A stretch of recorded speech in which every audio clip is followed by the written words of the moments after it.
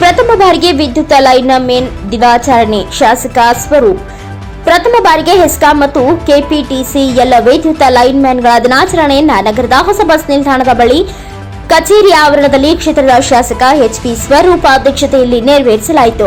ಕಾರ್ಯಕ್ರಮದಲ್ಲಿ ಮೊದಲು ಇತ್ತೀಚೆಗೆ ಶ್ರೀನಗರದಲ್ಲಿ ವಿದ್ಯುತ್ ಕೆಲಸವನ್ನ ನಿರ್ವಹಿಸುವಾಗ ಸಾವನ್ನಪ್ಪಿದ ರಂಗನಾಥ್ ಅವರಿಗೆ ಶಾಂತಿ ಕೋರಿ 2 ನಿಮಿಷ ಮೌನಾಚರಿಸಿದರು. ನಂತರ ಶಾಸಕರು ಉದ್ದೇಶಿಸಿ ಮಾತನಾಡಿದ ಕೆಇಬಿ ಲೈನ್ ಮ್ಯಾನ್ಗಳಿಗಾಗಿ ದಿನಾಚರಣೆ ಹಮ್ಮಿಕೊಂಡಿರುವುದಕ್ಕೆ ಸರ್ಕಾರಕ್ಕೆ ಅಭಿನಂದನೆ ಹಾಗೂ ಲೈನ್ ಮ್ಯಾನ್ಗಳಿಗೆ ಶುಭಾಶಯವನ್ನ ಮೊದಲು ತಿಳಿಸುತ್ತೇನೆ. ವಿದ್ಯುತ್ ಕೆಲಸ ಮಾಡುವಾಗ ತಮ್ಮ ಜೀವವನ್ನೇ ಹೊತ್ತೆಯಾಗಿ ಇಟ್ಟು ಹಗಲು ರಾತ್ರಿ ಎನ್ನದೇ ಕೆಲಸ ನಿರ್ವಹಿಸಲಾಗುತ್ತದೆ. ಮಾಜಿ ಸಚಿವರಾದ ಎಚ್.ಡಿ. ರೇವಣ್ಣ ಅವರ ಕಾಲದಲ್ಲಿ ಹೆಚ್ಚು ಲೈನ್ ಮ್ಯಾನ್ಗಳನ್ನು ನೇಮಕ ಮಾಡಿಕೊಂಡಿದ್ದರು. ಹಾಸನ ಜಿಲ್ಲೆಯ ಅನೇಕ ತಾಲೂಕಿನಲ್ಲಿ ಖಾಲಿ ಹುದ್ದೆಗಳಿದ್ದು ಇದರಿಂದ ಈಗ ಕೆಲಸ ಮಾಡುತ್ತಿರುವವರಿಗೆ ಹೆಚ್ಚಿನ ಒತ್ತಡ ಉಂಟಾಗಿದೆ.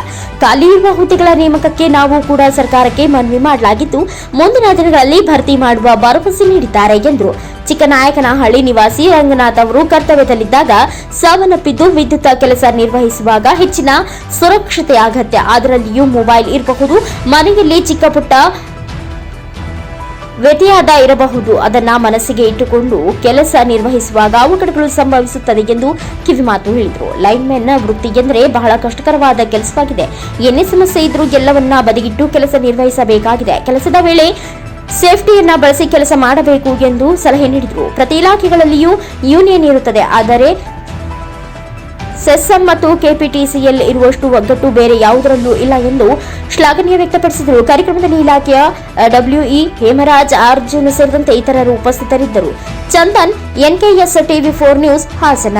ದಿವಸ ಅಂತ ಆಚರಣೆ ಮಾಡುವಂಥ ಕಾರ್ಯಕ್ರಮನ ಸರ್ಕಾರ ಇಟ್ಕೊಂಡಿದೆ. ಮೊದಲನೇದಾಗಿ ಸರ್ಕಾರಕ್ಕೆ ನನ್ನ ಅಭಿನಂದನೆ ತಿಳಿಸ್ತಾ, ತಮಗೂ ಕೂಡ ಎಲ್ಲರೂ ಕೂಡ ಲೈನ್ಮನ್ ದಿವಸದ ದಿನಾಚರಣೆ ಶುಭಾಶಯಗಳನ್ನು ಕೂಡ ಕೊಡ್ತಾ, ಈಗಾಗಲೇ ನಮ್ಮ ಡಬ್ಲ್ಯೂ ಸಾಹೇಬರು ಹೇಳ್ತಾ ಇದ್ರು, ತಮ್ಮ ಒಂದು ಜೀವನವನ್ನು ತಾವೆಲ್ಲ ಲೈನ್ಮನ್ ಆಗಿ ತಮ್ಮ ಜೀವನವನ್ನು ಒತ್ತೆ ಇಟ್ಟು ತಾವೆಲ್ಲ ಹಗಲು ರಾತ್ರಿಯಿಂದ ನೋಡ್ದಲೇ, ಮಳೆ ಬಿಸಿಲು ನೋಡ್ದಲೇ ತಾವೆಲ್ಲ ಕೆಲಸ ಮಾಡ್ತಾ ಇದ್ದೀರಾ. ತಾವು ಕೂಡ ಏನು ಲೈನ್ಮನ್ಗಳಿದ್ರೆ ತಾವೆಲ್ಲರೂ ಕೂಡ ನಮ್ಮ ರೇವಣ್ಣ ಸಾಹೇಬ್ರ ಕಾಲದಲ್ಲಿ ಹೆಚ್ಚು ಲೈನ್ಮನ್ಗಳನ್ನ ಆಯ್ಕೆ ಮಾಡುವಂಥ ಕೆಲಸಗಳನ್ನ ಮಾಡಿದ್ವಿ. ಜಿಲ್ಲೆಯಲ್ಲಿ ಮತ್ತು ನಮ್ಮ ತಾಲೂಕಲ್ಲೂ ಕೂಡ ಹಲವಾರು ನಮ್ಮ ಇದರಲ್ಲೂ ಕೂಡ ವೇಕೆನ್ಸಿಗಳು ಖಾಲಿ ಇದೆ, ತಮ್ಮ ಲೈನ್ಮನ್ ವೇಕೆನ್ಸಿಗಳು ಖಾಲಿ ಇದೆ. ಹಾಗಾಗಿ ತಮಗೆ ಒಂದು ಒತ್ತಡನೂ ಕೂಡ ಜಾಸ್ತಿ ಆಗಿದೆ. ಏನು ಲೈನ್ಮನ್ ತಮ್ಮ ಕೆಲಸ ಒತ್ತಡ ಕೂಡ ಜಾಸ್ತಿ ಆಗಿದೆ. ಈ ಸಂದರ್ಭದಲ್ಲಿ ನಾವು ಕೂಡ ಸರ್ಕಾರಕ್ಕೆ ಹಲವಾರು ಬಾರಿ ಒತ್ತಡವನ್ನು ಮಾಡೋದು ಕೂಡ ಮುಂದಿನ ದಿನಗಳಲ್ಲಿ ಮಾಡ್ತೀವಿ ಅಂತ ಹೇಳಿದ್ದಾರೆ. ಆದರೆ ತಾವು ಕೂಡ ಏನು ಸುರಕ್ಷತೆ, ಮೊನ್ನೆ ಒಬ್ಬರು ರಂಗನಾಥನವರು ಇದ್ರ ಊರವರು ಅನಿಸುತ್ತೆ, ನಮ್ಮ ಚಿಕ್ಕನಾಯಕನಹಳ್ಳಿ ಶಾಸಕರು ಕೂಡ ಫೋನ್ ಮಾಡಿದ್ರು, ನಮ್ಮ ಲೈನ್ಮನ್ ಒಬ್ಬರು ತೀರೋಗಿದ್ದಾರೆ ನೋಡಿ ಅಂತ. ಏನೋ ಒಂದು ಅಚಾತುರ್ಯ ನಡೆದಿದೆ, ಅದು ಕೂಡ ತಾವೆಲ್ಲ ಭಾಳ ಸುರಕ್ಷತೆ, ಅವ್ರು ಹೇಳಿದಾಗೆ ಮೊಬೈಲ್ ಇರ್ಬೋದು, ತಾವು ಕೆಲಸ ಮಾಡೋ ಸಂದರ್ಭ ಮೊಬೈಲ್ ಉಪಯೋಗಿಸಿರ್ಬೋದು, ಮತ್ತೊಂದು ಬೇರೆ ಬೇರೆ ಕಾರಣ ಇರುತ್ತೆ. ತಾವು ಮನೆಯಲ್ಲಿ ಏನೋ ಒಂದು ಚಿಕ್ಕ ಪುಟ್ಟ ವ್ಯತ್ಯಾಸಗಳಿರುತ್ತೆ, ಅದನ್ನು ಕೂಡ ನೀವು ಮನಸ್ಸಲ್ಲಿ ಇಟ್ಕೊಂಡು ಬಂದು ಕೆಲಸ ಮಾಡ್ತಿರ್ತೀರಿ.